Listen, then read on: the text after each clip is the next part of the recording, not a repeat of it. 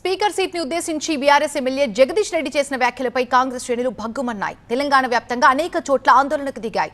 తప్పుగా మాట్లాడటమే కాకుండా సరిదిద్దుకునే ప్రయత్నం చేయలేదని మండిపడ్డాయి.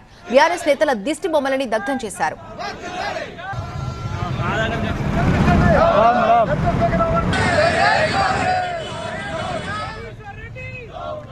రాజన్న సిరిసిల్ల జిల్లా వేములవాడలో ఎమ్మెల్యే ఆది శ్రీనివాస్ ఆధ్వర్యంలో బీఆర్ఎస్ నేతల దిష్టి బొమ్మని దగ్ధం చేశారు కాంగ్రెస్ నేతలు.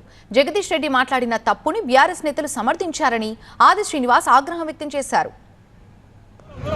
ఈ విధంగా అంటే ఎవరంటే కూడా లెక్కలేనటువంటి వీరి నియమనంలో అర్థం కాని పరిస్థితులు.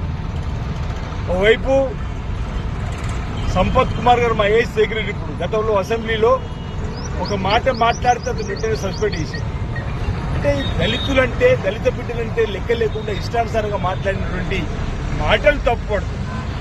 మరి బాడీ లాంగ్వేజ్ సరి చేసుకోమన్నా కానీ ఇంకా మేమే అధికారుల నుంచి చెప్పిన అహంకారంతో మాట్లాడిన మాటలు తెలంగాణ సమాజం యావత్తు చూసింది.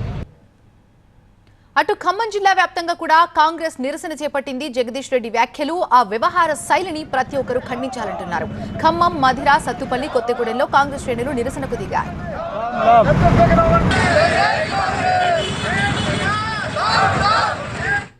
హైదరాబాద్ రాజేంద్రనగర్లోనూ కాంగ్రెస్ కార్యకర్తలు నిరసన చేపట్టాయి. స్పీకర్ చేపై చేసినటువంటి వ్యాఖ్యలకి జగదీష్ రెడ్డి క్షమాపణ చెప్పాలని ఆ పార్టీ కార్యకర్తలు డిమాండ్ చేశారు.